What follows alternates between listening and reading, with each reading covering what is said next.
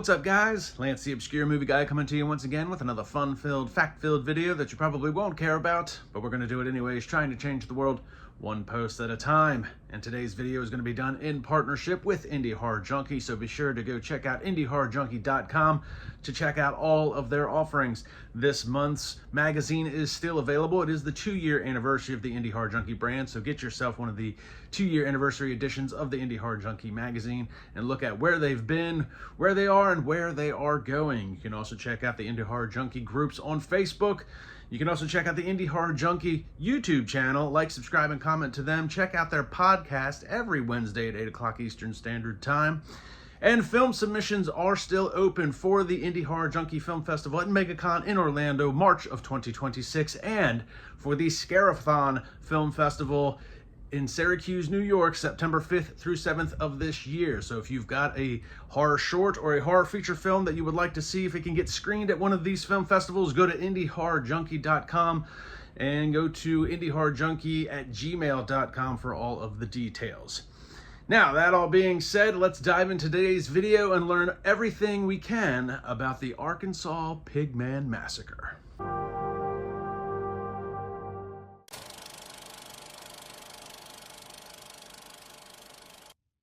The film you're about to witness is an account of the tragedy that befell 2 young girls in 2004.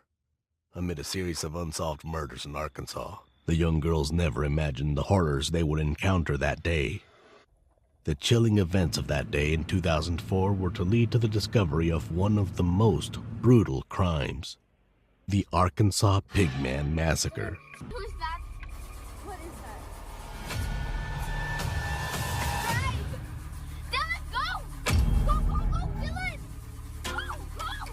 Go! Come on, Gray! Dylan! Dylan, go! Go! Dylan, Gray! Go! Come on, Dylan! Start the car, Dylan! Go!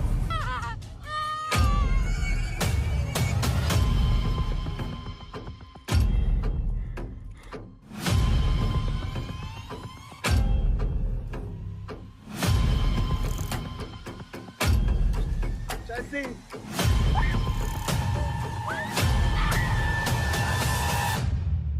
Get away from her, you fucking pig!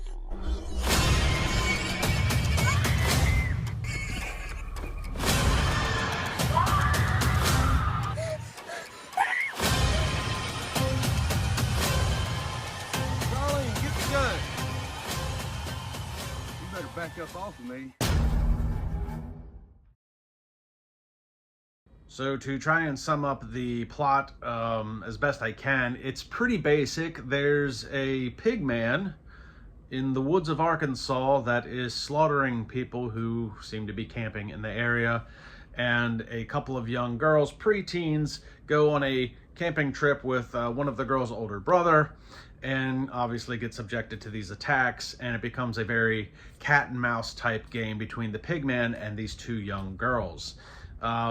That's pretty much it. There's not a lot of detail given in this film. That is actually one of the not so bright spots. But let's talk about some of the pros for this film. So one of the highlights with this film is that it did get distribution through Bayview Entertainment, and I got to give a shout out to Bayview Entertainment because they seem to have really found a niche market for putting distribution out for a lot of these smaller independent studios and independent films. So I commend Bayview Entertainment for that, and it's good to see that a film like this did get distribution through a distribution company like Bayview Entertainment. So that is a little bit of a bright spot for this film. Another bright spot for this film is actually some of the cinematography in this is actually really, really good. However, that cinematography that is so good comes in the form of like landscape shots or drone type shots. The exterior shots, because this film is pretty much filmed all in the woods of Arkansas. Actually, it was filmed in Spain. Some of it was filmed in Spain, but it takes place in Arkansas.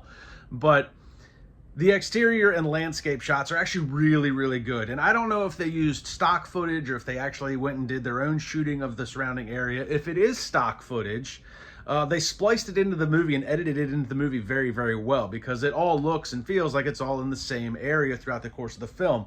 I think we've all been subjected to low-budget films where they try to splice in some stock footage in certain areas, and it just doesn't look like it belongs, even though it still kind of belongs. So, but like I said, I don't know if they actually used stock footage for this or if they went out and took these actual shots, but that part of the cinematography was actually really well done. Exterior shots of the woods, the landscape, really well done. Unfortunately, that's kind of where most of the bright spots end for this movie. I will say, though, that the acting done by the young girls in this film was actually really well done. So the two young girls are Chelsea and Tracey, and Tracey was played, and I'm going to try and get these names right. Tracey was played by Junie Liv Thomason, and she doesn't have a whole lot of experience. She's got 11 credits under her IMDb, while Chelsea was played by Sage Pernille Johnson Monroe, and she's only got 3 credits under her IMDb. But they're preteens, and as inexperienced as they are, they actually did a pretty good job given the material that they were given. And their on-screen chemistry seemed pretty good as well. Nothing seemed forced. I don't know if they're friends in real life. They were in a previous film together in 2023. They were in Queegee Clown together, so they do have some experience with each other. So I don't know if they're friends in real life, but they're around the same age. They look relatively the same. And so I guess they could easily be friends in real life, and having worked together previously probably helped a lot. So their on-screen chemistry seemed pretty genuine. Nothing seemed too forced there between the dialogue between those two. Another bright spot as far as the acting goes, you do have Eric Roberts in this film for a scene, which doesn't say much these days because I think Eric Roberts is out to just see if he can get 1,000 film credits at this point. So he's in almost every low-budget film known to man recently with a scene or two. But that's not to say he doesn't give a good performance. But only being in a scene, there's only so much he has to do or give. In this instant, he played Tracey's dad, and he had an over-the-phone conversation with her, which was believable enough. The only problem with that scene that I had was, when the scene starts, it's only a shot. You only see Eric Roberts on the phone. But as the scene starts, you hear his side of the conversation, and you can hear Tracey's side of the conversation. But as that scene went on, you didn't hear Tracey's side of the conversation anymore. You just heard him talking to her. And I thought that was kind of odd why it started off that way, and then it didn't continue with her side of the conversation through the phone. Another bright spot was actress Kelly Helen Thompson, who I've seen in a number of low-budget stuff. And her acting is always pretty adequate as well. She actually does pretty good job acting. But again, she was only in a very quick scene over the phone playing Chelsea's mom. So you had two really good actress that maybe you could have at least gotten another scene or two out of to maybe add some substance to the film. You know, especially with, maybe not so much with Eric Roberts, because he probably comes at a little bit of a cost, but Kelly Helen Thompson has done so many low-budget stuff that I think you probably could have worked her into the film a little bit more. But I don't know, like I said, some of it was filmed in Spain. Maybe that was part of the issue, so maybe it was stuff that was edited in, you know, after the fact. But you still, it's a shame to have quality actors like that and then not utilize them a little bit more to your advantage for the film. Unfortunately, that's really the only bright spots of this film. You know, there's, you know, you do run into some typical low budget audio issues. There is some very typical horror tropes played throughout this film. There's a lot of silly errors. There's a lot of continuity issues.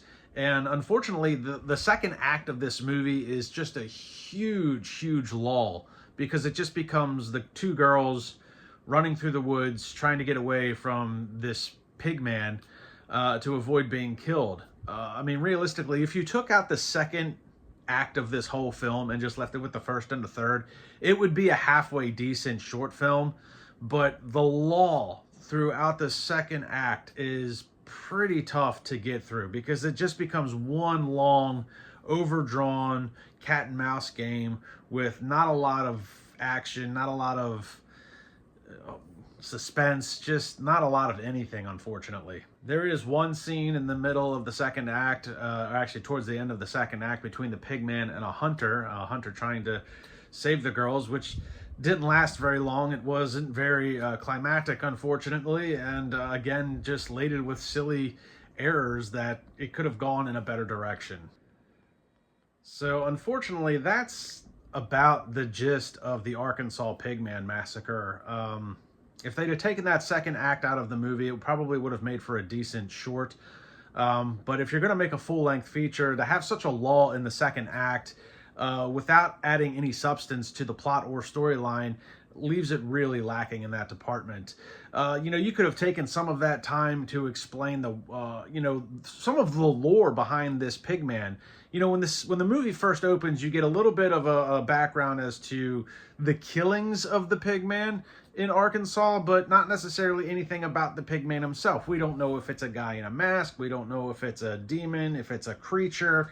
There isn't anything explained, if it's a cryptid. There's nothing there. There's nothing there.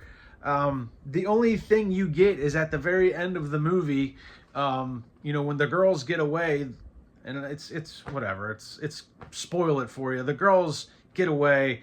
They cut the head off of the Pigman. And then in the very last scene, you see him put his head back on and go about his business.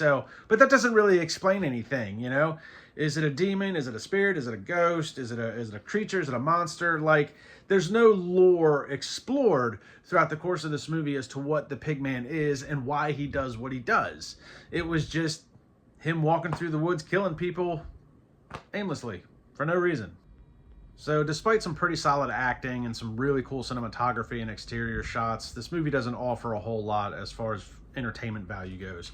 Now, I will say that if you are a low-budget independent filmmaker, this probably isn't a bad thing to watch for an educational standpoint. I hate to chastise this movie so bad, but it would be a good movie to watch for educational purposes on things of how you could execute things a little bit better.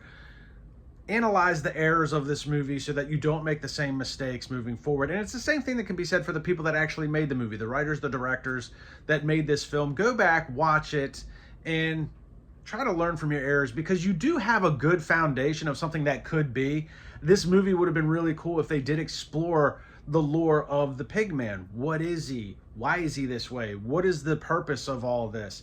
Instead of it just being some nameless, faceless killer that's walking through the woods and just killing people. I know horror, it's a typical horror trope that even some old horror classics kind of play off of, but there's such a lull in the second movie. It just drags really bad because there isn't anything going on. So the film does have a good foundation for a really good storyline moving forward if they wanted to try and explore some of that if they wanted to make another one. If you cut out that second act, it's actually a halfway decent horror short, because most of the time shorts don't have enough time to explain the lore of some of those things. It's just the sequence of the cat and mouse type game. But if you're going to make a full-length feature, you can't make, a third of it be absolutely nothing, is basically what it is, unfortunately. So I'm sorry if that all sounds a bit harsh. It was a bit tough to watch. It does have some bright spots. So I hope the people moving forward, I hope they learn from some of these mistakes. And I would actually like to see the Pigman explored a little bit. I would like to know, I would like to see a more detailed storyline surrounding this Pigman, because like I said, it is a good foundation. And I do commend people trying to create their own type of horror icon, if you will. Everybody wants to try and make the next Jason Voorhees or Michael Myers or Freddy Krueger, Art the Clown, or the Scream mask type thing. Everybody wants to try and emulate that, and I'm okay with that. And you've got a cool thing there with the Pigman. I just need to know who, what, when, where, why, and how. Give me something to work with. So guys, that's going to be it for me in this video. Like, subscribe, and comment to my YouTube channel. Check me out on Facebook and Instagram now. I'm still working on how to get better at the Instagram part, but do me a favor, like and subscribe. Go check out Arkansas Pigman Massacre if you want, and I'll see everybody in the next video.